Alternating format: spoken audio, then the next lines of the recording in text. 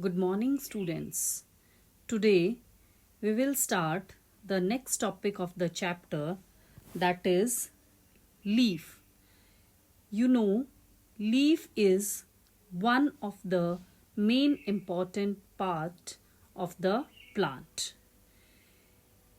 If we observe some plants around us, then we are able to see that different leaves are of different size, different shape, and sometimes they are of different color.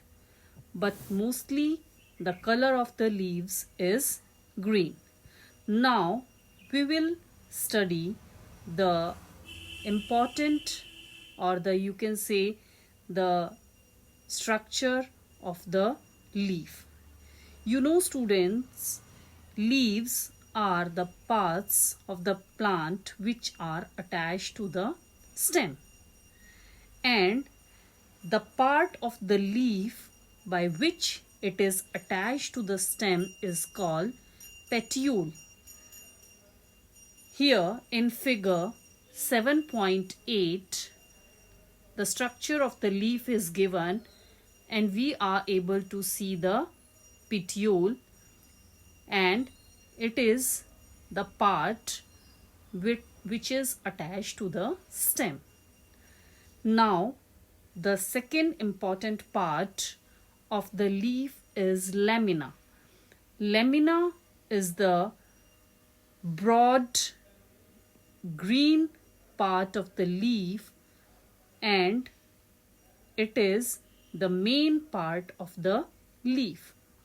Now, these are the two important parts of the leaf, that is petiole and lamina.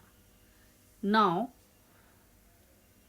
if we want to study more about the leaf structure, that is what is present inside the leaf, that is in the lamina. For that, we will do an activity, that is activity 3. For that, we will take a leaf and we will put that leaf under the white sheet of paper, and with the help of pencil tip, we will rub the pencil sideways on it and putting the leaf below the sheet.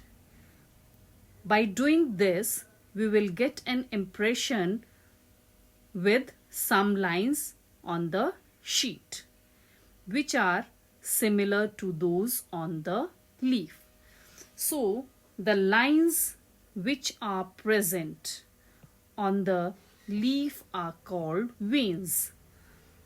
Now, by taking the impression of the leaf on the sheet, we are able to see a prominent means main, the main line in the middle of the leaf, and this middle main line or the prominent line is called the midrib, and the design which we are able to see, which is made by the veins of the leaf, is called the leaf venation.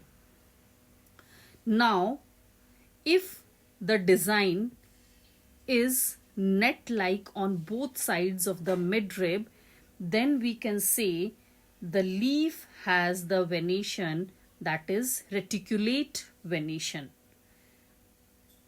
And this type of venation we are able to see in the leaves of grass. So in the grass, the venation is, you can say, we are able to see the leaves of the grass, the veins are parallel to one another. So example of the reticulate venation, we can say the example of a peepal tree leaf. And if we see the example of the parallel venation, then we can see the example is grass. So here on page number, that is 56, next page, in the figure, that is A part, we are able to see the midrib of the peepal leaf and the veins. And here in the first one, peepal leaf, the venation is reticulate.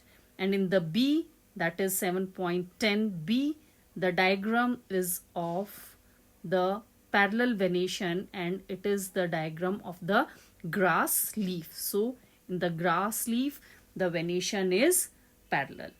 So this is about the two types of venations which are present in the various kinds of leaves. Thank you for today.